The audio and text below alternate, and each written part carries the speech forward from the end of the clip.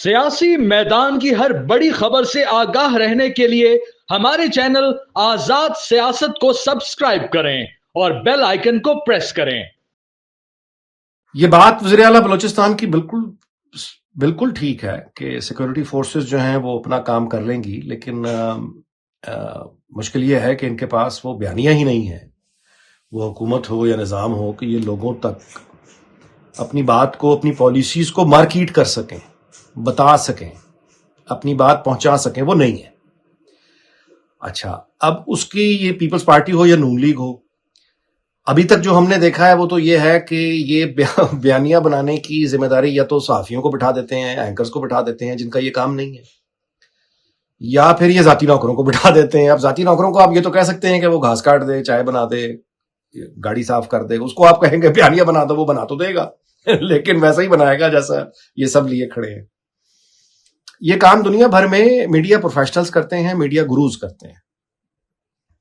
आप मीडिया गुरुज को हायर करते हैं और मार्केट से, वो लोग जिनको फिल्म का, म्यूजिक का, इमोशंस का, कम्युनिकेशन एक्सपर्ट्स होते हैं, और वो यानी जो आपकी बात है उसको किसी तकरीर की सूरत में या भारी भरकम अल्फाज की सूरत में लोगों तक नहीं पहुंचाते, बल्कि सादा अल्फाज में या एक पूरे यानी उसकी पैकिंग करके उसको सेलेबल बनाते हैं।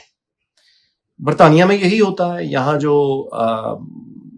वज़ीर आज़म हों या पॉलिटिकल पार्टीज हों, वो हायर करती हैं प्रोफेशनल्स, यानी ये कि वो उनमें फिल्म के लोग होते हैं, थिएटर के लोग होते हैं, म्यूजिक के लोग होते हैं, एक्टर्स होते हैं, उन ड्रेस डिजाइनर्स होते हैं। तो ये सारी एक पूरी टीम होती है बुनियादी तौर पर, जो मीडिया, जो जैसे मैंने गुजारिश की, मीडिया गुरुज होते हैं, जो आपकी पॉलिसी पहले खुद समझते हैं कि आपकी पॉलिसी क्या है।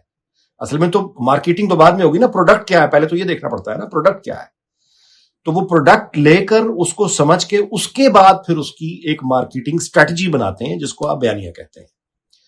मुसीबत ये है कि अगर प्रोडक्ट कमजोर है तो मार्केटिंग उतनी मुश्किल हो जाएगी। तो इसका जो मसले का हल है वो ये है कि लोगों तक जो आप बात अपनी पहुंचाना चाहते हैं, उसके लिए वो प्रोफेशनल्स हों जो पहले तो बात को समझें कि पॉलिसी है क्या, और उसके बाद फिर वो उसको मार्केट करें या वो उसका बयानिया बनाएं। और जब आप डायलॉग करते, ये सियासत का हिस्सा है, याद रहे। इस अकेले बयानिया बनाने से भी कुछ नहीं होता, साथ में सियासी अमल भी होना चाहिए। अच्छा, ये जो बयानिया बनाना है और लोगों से मुखातिब होना है, ये भी तो सियासत है, सियासत ही का हिस्सा है। तो आप जहां बाकी सियासी अमल की एक कोशिश करते हैं, वहीं पे ये भी कोशिश होनी चाहिए कि आप अपनी बात को लोगों तक पहुंचाएं, ताकि जो मुसल्लह जद्दोजहद है और दहशतगर्दी है, इसका कोई इलाज हो सके।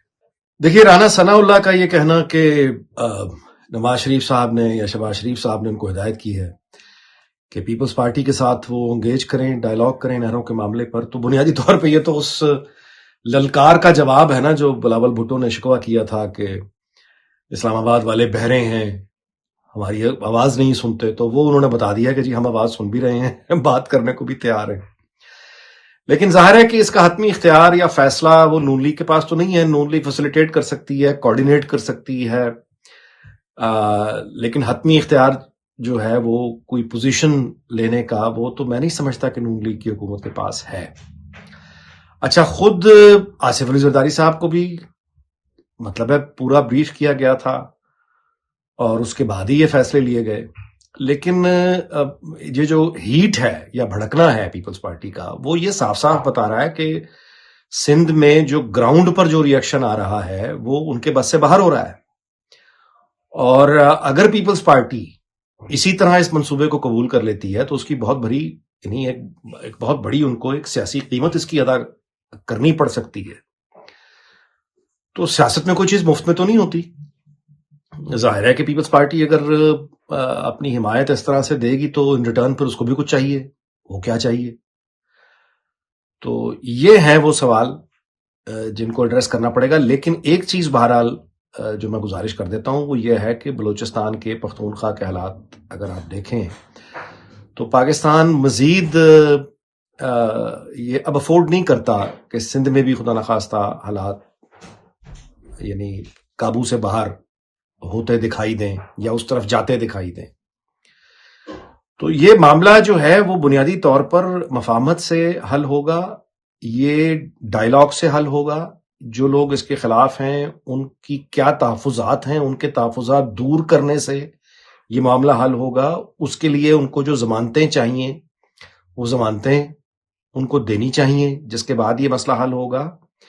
تو جو بھی ان کے تحفظات ہیں نقصان کے، یا جو پوٹینشیل تھریٹ وہ دیکھ رہے ہیں احتجاج کرنے والے، اس کو ایڈریس کرنے کی ضرورت ہے. اور اس کو ایڈریس جو ہے وہ پولیٹیکلی، سیاسی طور پر ایڈریس کرنے کی ضرورت ہے. اس کو تکنیکی طور پر ٹیکنیکلی ایڈریس کرنے کی ضرورت ہے، کہ ان کے جو خوف اور خدشات ہیں اگر وہ بلا جواز ہیں تو ان کو پھر یہ گفتگو سے مسئلہ حل ہوگا نا. تو کوشش وہاں ہونی چاہیے، بجائے یہ کہ ہم یہاں بھی ایک یعنی طاقت کا استعمال کر کے، بلڈوز کر کے چاہیں کہ معاملہ حل ہو جائے. اس سے حالات جو ہیں وہ ظاہر ہے کہ زیادہ بگڑیں گے. نائب وزیر اعظم اور وزیر خارجہ جناب محترم اسحاق ڈار صاحب کا جو دورہ ہے کابل کا، یہ بہت اہمیت کا حامل ہے، اور اس سے برف پگھلے گی، اور ہمیں یہ امید رکھنی چاہیے کہ اس طرح کے دورے ہوتے رہیں، ہم ان سے مستقل انگیج رہیں. اور ہمارے جو تحفظات ہیں، ظاہر ہے وہ یہ ہے کہ کابل میں اس وقت ایک اسلام کے نام پہ وہ حکومت کر رہے ہیں، تو کم از کم یہ تو وہ کریں کہ وہ ایک فتویٰ ہی جاری کروا دیں کہ پاکستان میں جو دہشت گرد حملے ہو رہے ہیں، یا جو جہاد کے نام پہ جو کچھ ہو رہا ہے، یہ جہاد نہیں ہے، یا اس کا اسلام سے کوئی تعلق نہیں ہے. اس پہ واضح پوزیشن انہیں لینی چاہیے. دوسری طرف جو ان کے ہمارے ساتھ تحفظات ہیں کہ افغان جو شہری ہیں اگر ان کو پاکستان سے واپس افغانستان بھیجنا ہے تو اس کا کوئی طریقہ کار، اگر افغانوں کو اس پہ کوئی اعتراض ہے تو وہ اعتراض دور ہونے چاہیے. تو ان دونوں ملکوں کو مطلب افغانستان تو ہر پرائم ایگزامپل ہے جنگ کے بعد جو حال ہوتا ہے ملک کا، اور افغانستان کو دیکھنا چاہیے کہ کیا وہ اب ایک اور جنگ میں جانا چاہتا ہے یا کیا وہ افورڈ کرتا ہے. پاکستان کے لیے بھی بہت اہمیت ہے کہ وہ اس بات کو دیکھے اور سوچے کہ وہ افغانستان کے ساتھ مستقل اور مسلسل حالت جنگ میں رہنا کسی بھی طرح مفاد میں نہیں ہے، کیونکہ ایک طرف تو پہلے ہی یعنی ایک ہمسائے کو، بھارت کو تو ازلی دشمن بنا کے بیٹھے ہوئے ہیں. تو مغرب میں بھی اگر مستقل حالات خراب ہوں گے تو اس طرح سے کون سا استحکام آ سکتا ہے، کون سی معیشت ترقی کر سکتی ہے، کون سی بیرونی سرمایہ کاری آئے گی، جب ایک ملک کے دونوں طرف ہی یعنی ایک جنگ کی حالت ہو. ایران کے ساتھ بھی کوئی تعلقات مثالی نہیں ہیں.